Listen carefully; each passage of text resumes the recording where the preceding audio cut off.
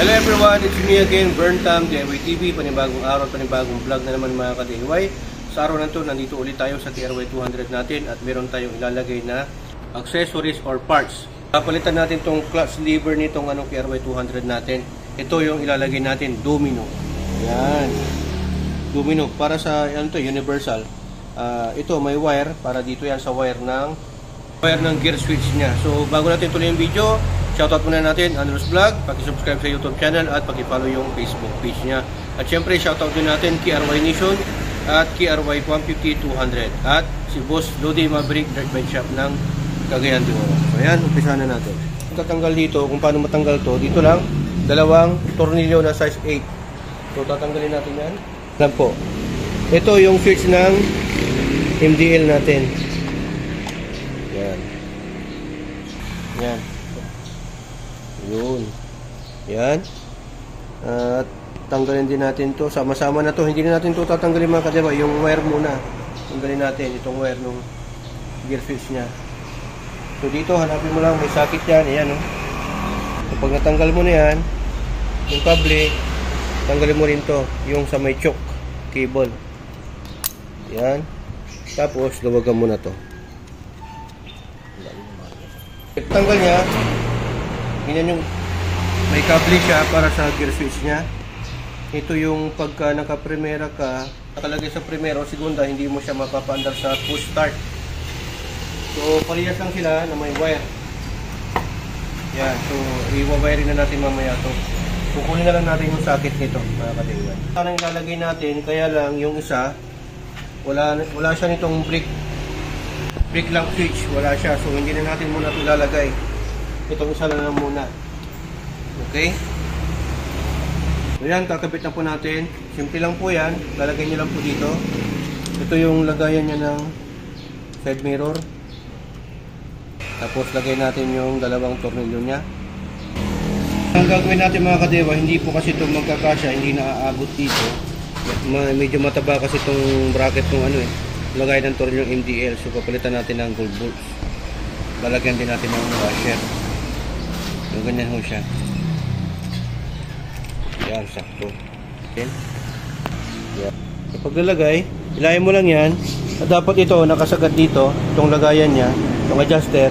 So ito, ilagay mo muna yung nipple dito. Tapos, yan. Tapos luwagan muna natin dito sa baba. Tatanggalin natin to. Hindi ko na kasi mahila. Ayoko na mag-adjust dun sa baba.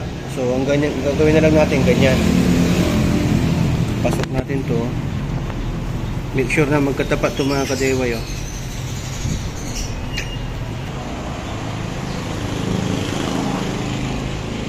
Yan, pasok nyo ganyan. So pag may pasok nyo na, saka nyo ibalik to mga ka-DIY. Yan. Okay? Yung washer, saka yung nut. Size 8 po yan. So, sigpitan natin. Kaya pag naikabit nyo na, ang next thing nyo gagawin nyo naman, yan, adjustan nyo to para makita. Yan, adjustan nyo to. Yan, para hihilain nyo to, dapat magdidikit nyo ng ganyan. Okay, para may laban siyang pag ganun. Kasi ito wala o. Yan, hihilain natin palabas. Ito mga ka-DIY, tignan nyo.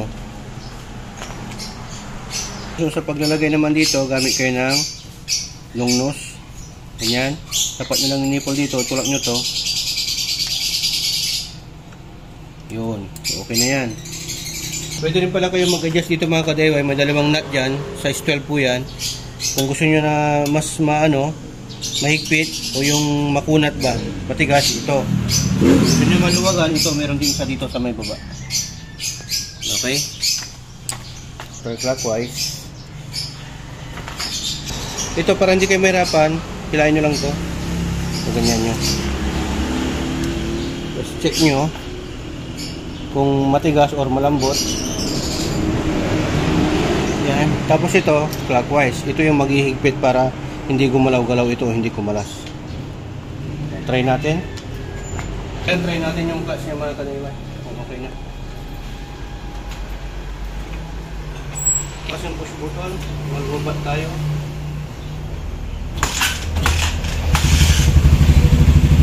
Dapat to, pagka nirelease ko ito mamaya, ganyan, kahit hindi ko revolusyonan, under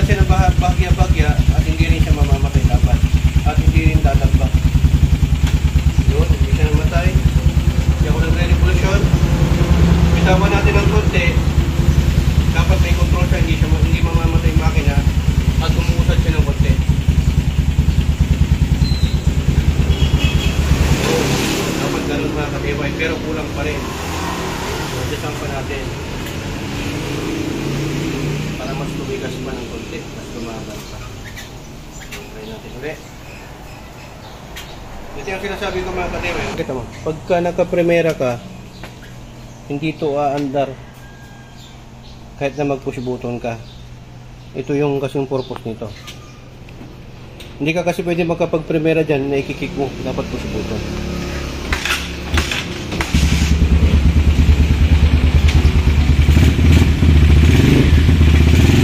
May delay po siya mga kadewa. Dapat hindi po ganun. Ano, may delay. Kulang pa. Neutral nyo.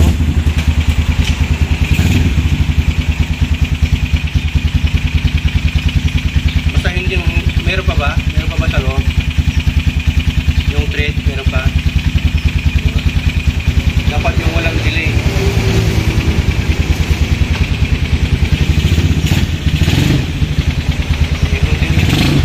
May delay pa siya. Ayun, dapat ganun mo mga kadewa.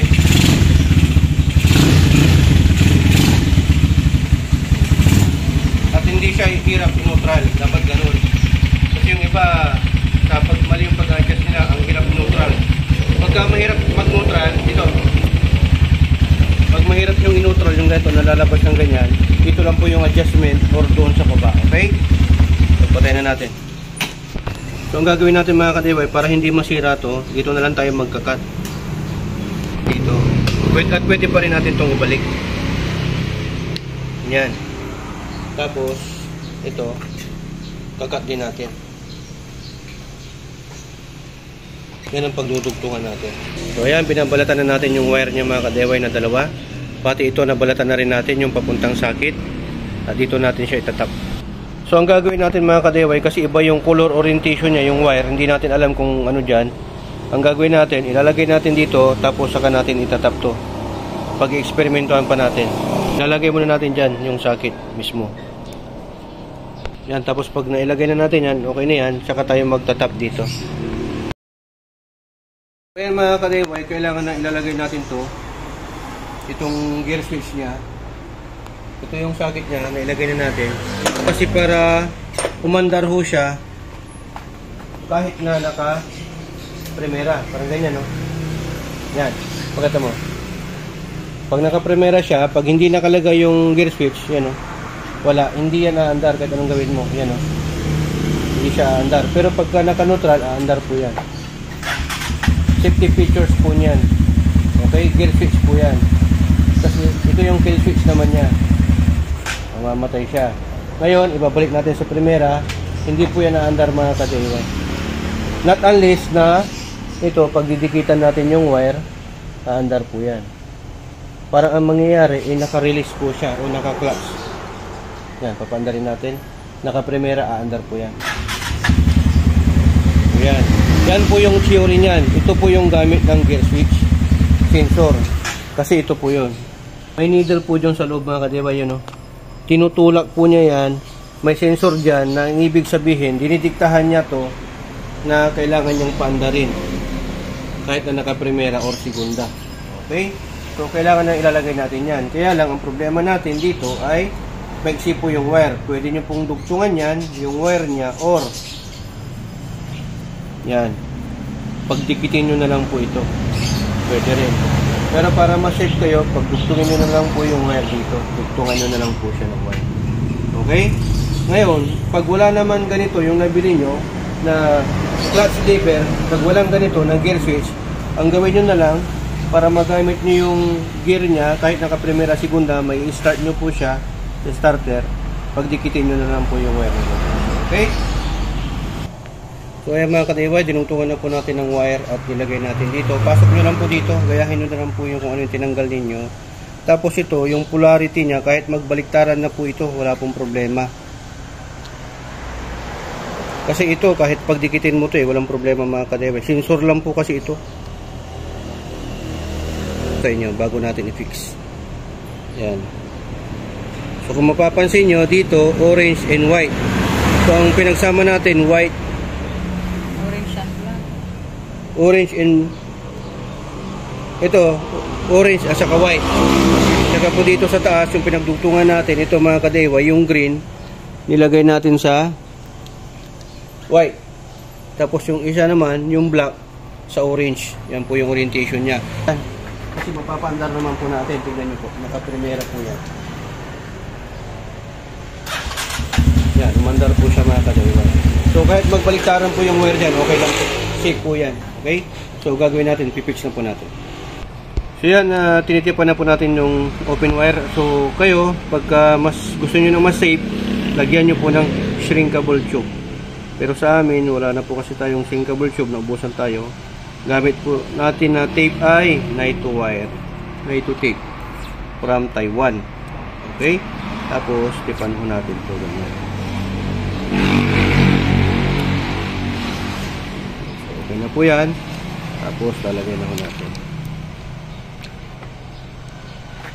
Pasok natin dito. Okay? Touch, pandarin natin. Testing. Okay. Okay na. So, pipix na po natin mga ka-DIY. Ganyan lang po yung pagbabalik. Tapos, ito dito. Ito, hindi ko pa na natanggal mga ka-DIY.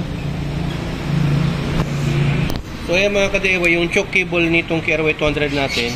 Lagay na lang natin ganyan, tapos cable tie natin. Pwede naman natin tanggalin yan, pero tanggalin muna natin yung tangke kasi nakasiksik yan dyan sa ilalim. For the meantime, dyan na lang muna. Fix na lang natin to, tapos lagay natin yung side mirror. Ito, palabas. Ito, paloob siya, yung lagay ng side mirror. Mag-a-adjust na lang tayo nito mamaya. Ayan, ikutin mo lang na ganyan.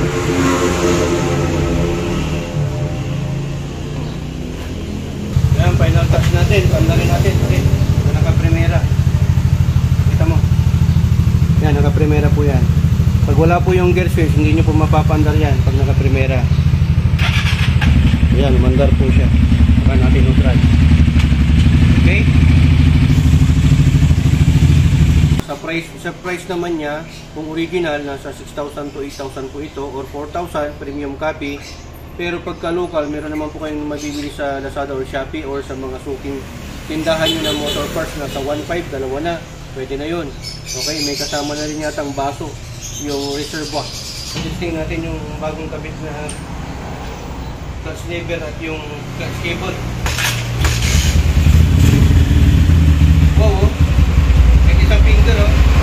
Kaya, lambot lang, oh. O, diba? Dati yung stock, dalawang kamay, dalawang finger, eh.